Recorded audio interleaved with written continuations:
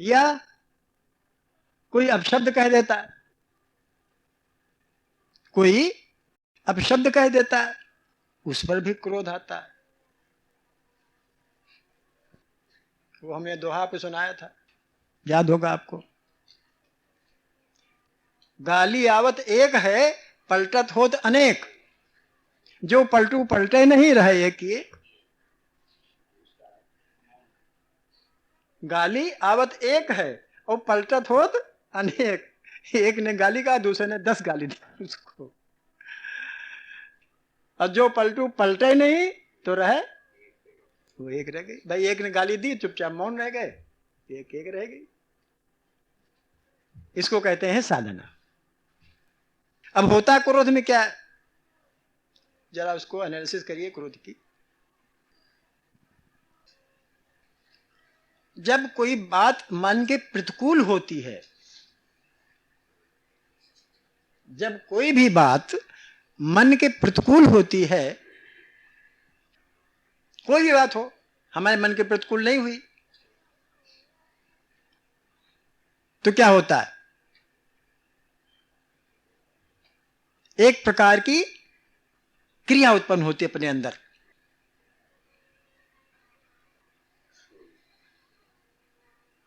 और वो क्रिया जब चित्त पर आघात करती है, चित्त पर, तब चित्त जो है उसको बुद्धि के सामने रखता है, और बुद्धि जब उस पर विचार करती है तो एक दूसरी क्रिया उत्पन्न हो जाती है, उसकी विपरीत क्रिया उत्पन्न होती है। क्रोध का हम बता रहे हैं कैसे क्रोध उत्पन्न होता है। ये सब तुरंत हो जाता है, 1 सेकंड में होता है, बताने में देर लगती है। जैसे ही मन में विपरीत हलचल होती है, एक ताप उत्पन्न होता है। उस ताप को जब वो चित्त पर आघात करता है, तब तुरंत चित्त बुद्धि के सामने रखता है, बुद्धि की तुरंत दूसरी प्रतिक्रिया होती है, दूसरी प्रतिक्रिया, दूसरा ताप उत्पन्न होता है। ये दोनों ताप जब आपस में संघर्षण होता है, तब एक महाताप पैदा हो जाता है। और ये महाताप जो स्नायु संस्थान है, स्नायु संस्थान, नर्वस सिस्टम जिसे कहते हैं, उसको प्रभावित कर देता है, तुरंत प्रभावित करता है। ठीक है ना। और जहां स्नायु तंत्र ने ताप अंदर स्नायु तंत्र में घुसा, तहां आंखें लाल हुई, आंखें लाल हुई, मुंह लाल हुआ, होंठ कांपे, जबान फड़फड़ाई अंदर और निकलने लगा।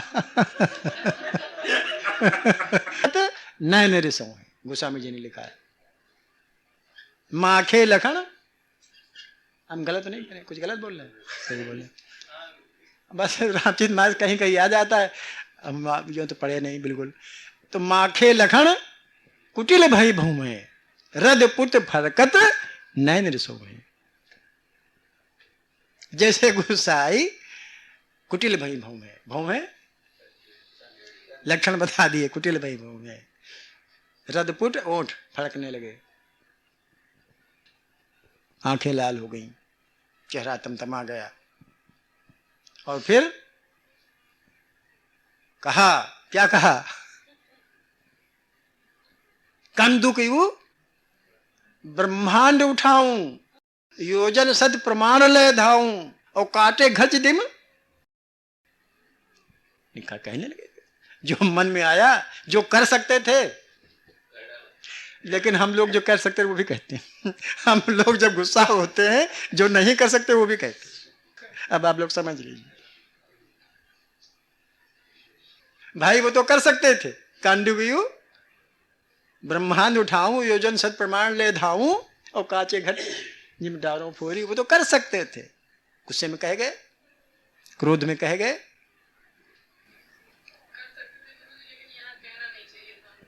हैं?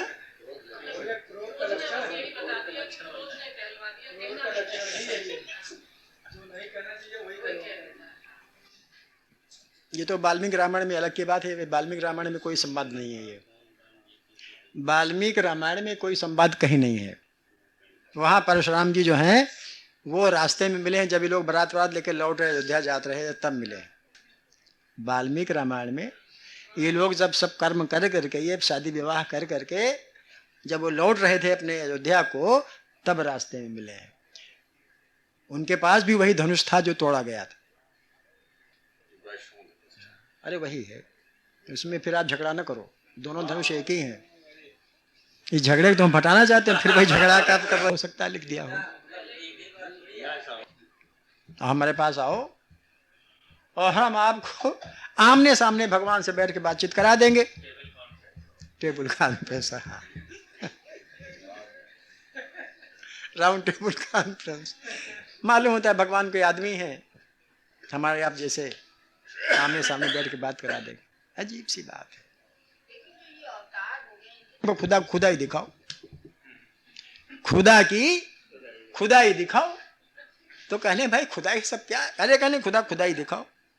उन्होंने कहा अच्छा कल नाम दिखाएंगे। दूसरे दिन पहुंचे, कह रहे हो हमारे साथ आओ। ले गए, गंगा नदी किनारे खड़ा कर दिया।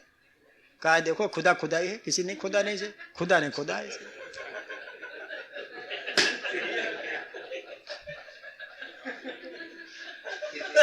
संस्कार था, आमंत्रण मिला था, हम वहां गए। क्यों भाई? और वहां क्या हुआ? जय राधा स्वामी को उपनयन पहना दिया, जनेऊ पहना दिया और जय राधा स्वामी। अब ये राधा स्वामी का दुरुपयोग हुआ। उपनयन एक संस्कार होता है, ब्राह्मणों को संस्कार होता है उपनयन। आप समझते हो क्या राधा स्वामी उससे प्रसन्न हो जाएंगे? अगर वो कई राधा स्वामी है तो हमें राधा स्वामी से कोई वो नहीं है।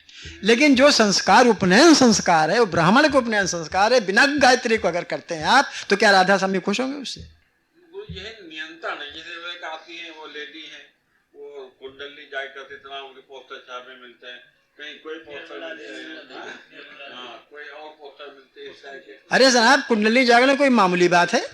कुंडली साधना कोई मामूली बात नहीं है। बड़े बड़े लोग कुंडली साध नहीं पाते, कैसे सज सकती कुंडली?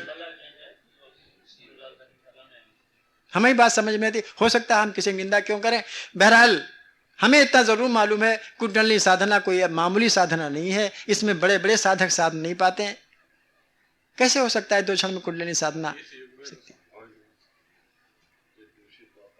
तो टाइम ज्यादा हो रहा है, 11:15 हो रहा है, बातों में बात निकलती चली जा रही। बहरहाल हमने आपको 2 बातें कही, साधना की, तपस्या की, कि आपके हमारे अंदर जो शत्रु हैं इनको पहले काबू में लावें, तब तपस्या या साधना हमारी सफल होगी। जो भी साधना करते हो, चाहे नाम जप की हो, चाहे वो ध्यान की हो, चाहे वो अभ्यास की हो, चाहे जब भी साधना हो, तमाम प्रकार की साधनाएं हैं। लेकिन जब तक ये शत्रु हमारे अंदर वर्तमान रहेंगे, घेरे रहेंगे हमको, तब तक वो साधना केवल दिखावा रह जाएगी, साधना नहीं हो पाएगी, ना उसका कोई फल मिल पाएगा। ये हमें कहना है। लोग सब कोई बिजनेस में है, कोई नौकरी में है, तो किस प्रकार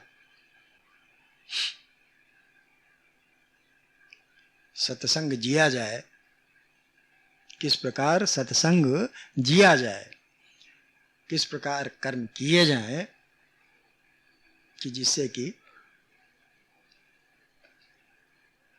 कैसे कर्म किए जाए जिससे कि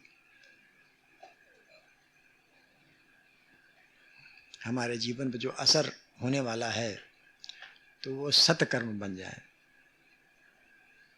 पिछली बार एक चर्चा हुई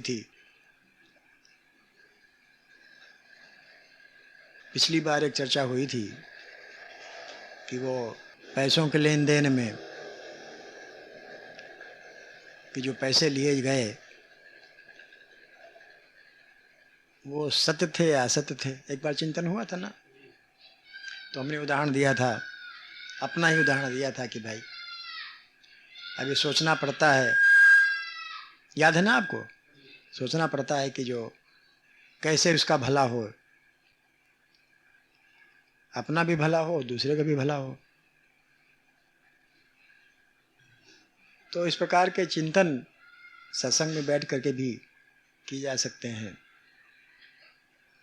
अब की बार एक और मिला, वो ये कि मूर्ति एक होती पत्थर की, एक होती सोने की, एक होती चांदी की, एक होती है मिट्टी की भी होती है, लकड़ी की भी होती है।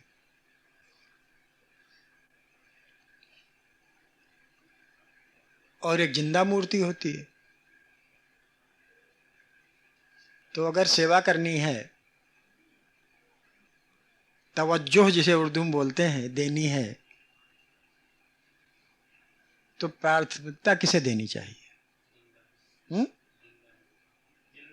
जिंदा मूर्ति को।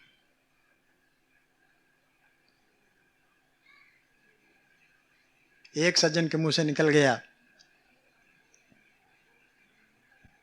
कि हमारे लिए ये पत्थर की मूर्ति या सोने चांदी की मूर्ति की अपेक्षा, टंडन जी नहीं, बहुत अच्छी बात बता रहा था उनके लिए मैं। कोई शायद आ गया उनके घर में है, बोले कि अगर दुर्गा माँ की मूर्ति है तो सबसे पहले अगर तवज्जो देनी है तो दुर्गा माँ की मूर्ति दी जाए, कि जो असली माँ है उसकी मूर्ति दी जाए, या जो अन्य माएँ हैं उनकी मूर्ति जाए। दोनों में समानता है या विषमता है? दुर्गा माँ मूर्ति, असली माँ वो भी मूर्ति। असली माँ, माँ से मतलब पत्थर के अलावा जो माँ, मतलब जो निर्जीव माँ के अलावा जो सजीव माँ है, चलती फिरती माँ है। एक माँ नहीं, चलती फिरती माँ है। जगत जननी। तो उनके मुंह से निकल गया हमारे लिए दोनों समान है। अब दूसरा चौका, चौंकने की बात ही है, या ध्यान से दीजिएगा, चौंकने की बात है।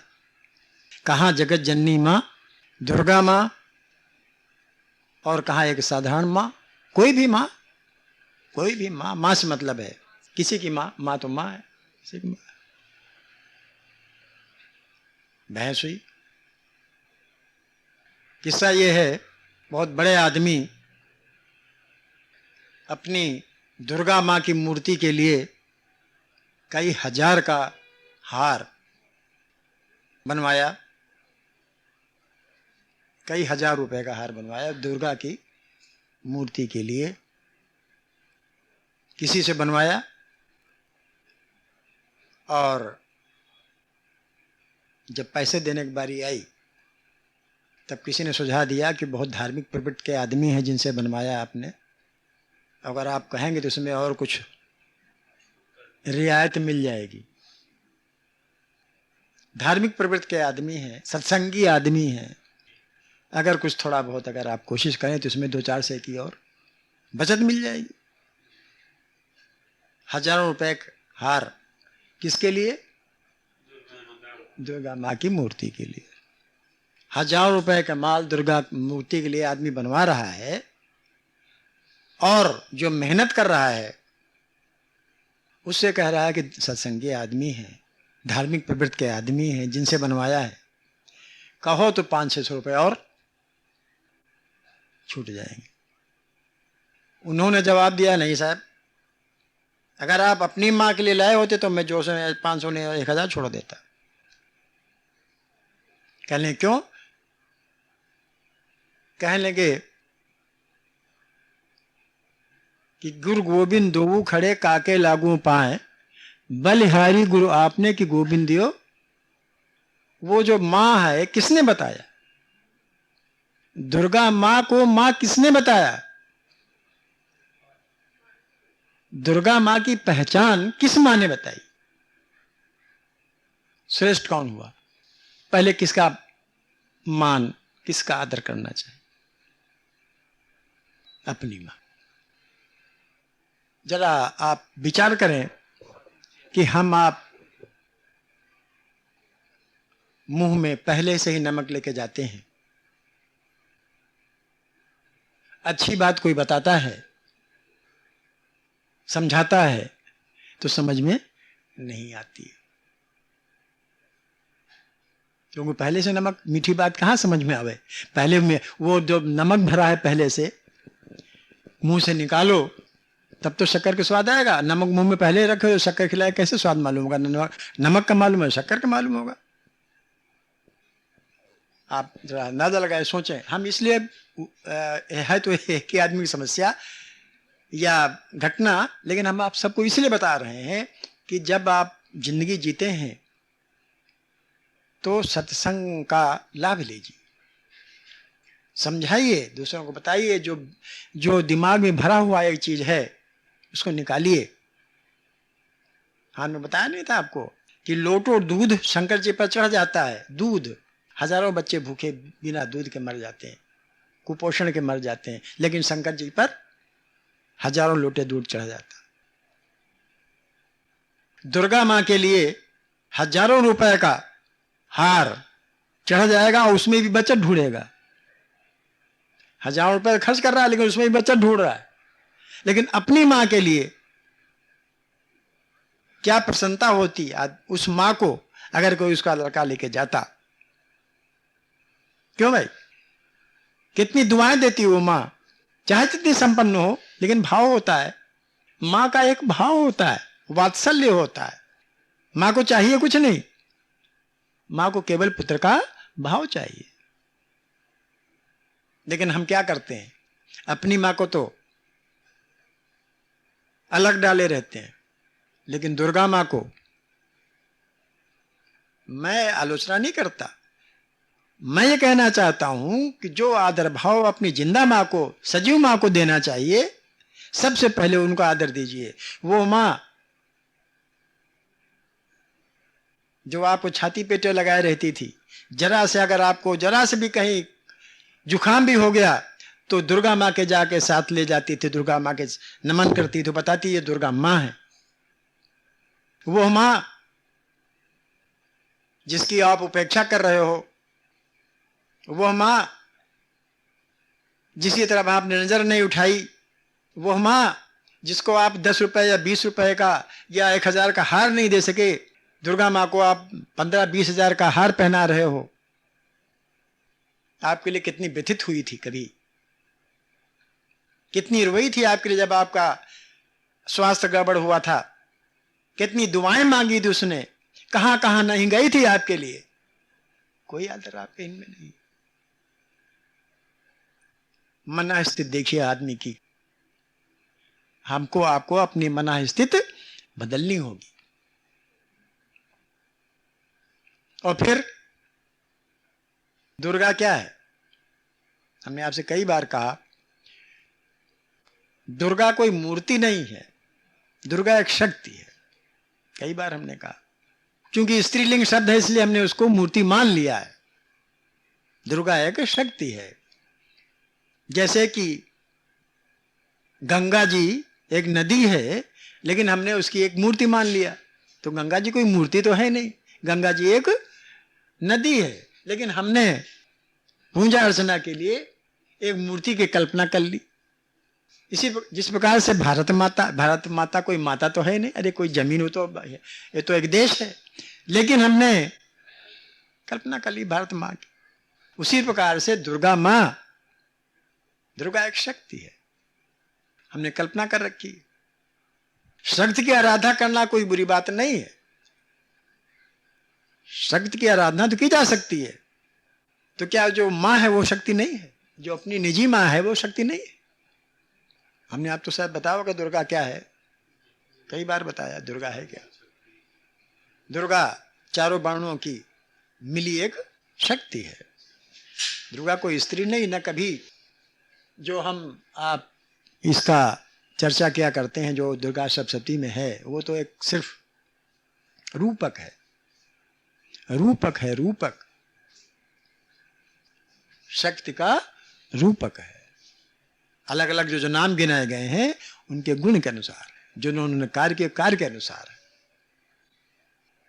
हमने चर्चा इसलिए छेड़ दी आपसे कि हम आप दिन प्रतिदिन के जीवन में जो समस्याएं आती हैं, तो उसमें जो हम यहाँ सत्संग करने बैठते हैं उसका तो लाभ उठावें, कम से कम दूसरों को कहें, समझावें, बतावें कि ये भ्रम है। मुंह में जो नमक है पहले उसको निकालो, तब मीठी चीज तुम्हारी स्वाद उसका आएगा। पहले ही से ही नमक लेके जाओ मुंह में तो उसका स्वाद, शक्कर अगर मुंह में डाली जाएगी, अगर पहले से मुंह में मौजूद है नमक, तो उसका स्वाद कहां से मालूम होगा? ठीक है ना भैया? तो सबसे पहले हम लोग सब भी दिन प्रतिदिन जीवन जिंदगी जीते हैं, उसमें ऐसी समस्याएं आती हैं, अक्सर आती हैं। तो हमें तो एक गर्व है इस बात का कि हमारे 2-3 लोग जो हैं अपने जीवन में सत्संग को ढाल रहे हैं, अपने जीवन में सत्संग को ढाल रहे हैं और अपने कर्मों का परिमार्जन कर रहे हैं, सुधार कर रहे हैं। और सबसे यही प्रार्थना है, निवेदन है कि जो सत्संग हम आप लोग सबके यहाँ करते हैं, बैठकर हम प्रवचन नहीं करते, हमने कई बार कहा हम सत्संग करते हैं, प्रवचन और सत्संग में अंतर है। प्रवचन और सत्संग में अंतर है। हम प्रवचन करने नहीं बैठते, हम सत्संग करने बैठते हैं। सत्य का संग, ईश्वर का संग, परमात्मा का संग, जो सत्य है उसका संग। तो इस प्रकार से हम वो बातें यहाँ आपके सामने रखते हैं जो हमारे जीवन से संबंधित है, जो हमारे कर्मों से संबंधित है, जो हमारे जीवन जो अब तक बीता है या बीत गया है या जो बीत रहा है, उसके परिमार्जन का संबंध हमारे सत्संग से। इस प्रकार से जब भी कभी आप बैठें अपने जीवन में, चलें उठें बैठें कहीं, तो जो भ्रामक स्थितियां हैं उनका आप समाधान करें, अपना खुद समाधान करें, उसके बाद जो दूसरा है उसका बतावें, उसका समाधान भी करें कि ऐसी नहीं ऐसी स्थितियां है। इससे स्वयं तो लाभ मिलता ही मिलता है, अपने कर्म सुधरते सुधरते हैं, दूसरे जो सुनता है, जो ले जाता है, वो दूसरे के भी बांटता है। आपसे जो ले गया उसने दूसरे के भी दिया। अब जैसे अभी हुआ, आपने प्रसंग बताया, अब जिससे बहस हुई, जिससे बात हुई, वो सच बात है। सत्य जो है वो तो सत्य है, कटु सत्य है, उसको सबको ग्रहण हो जाता है, तर्क से भी ग्रहण होता है, यो भी ग्रहण हो जाता है। जब ग्रहण हो जाता है तो उसको सही दिखता है कि हाँ बात सही है, तो वो स्वयं स्वीकार कर लेता है और फिर दूसरों को देता है। ठीक है। अब एक दूसरी कथा, एक दूसरा आख्यान चलता है, आज सब आख्यान के ही मूड में।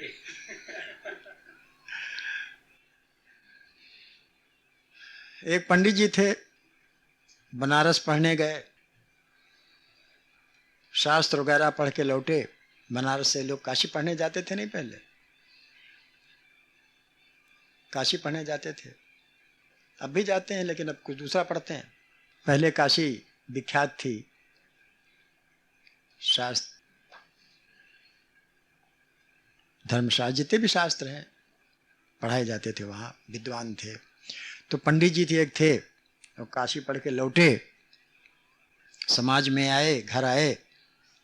कुछ दिन के बाद उनका विवाह संपन्न हुआ, वैवाहिक जीवन आरंभ हुआ। एक दिन उनकी पत्नी ने पूछा कि पंडित जी महाराज, एक जरा प्रश्न को उत्तर में बता दीजिए, समझ में नहीं आ रहा है।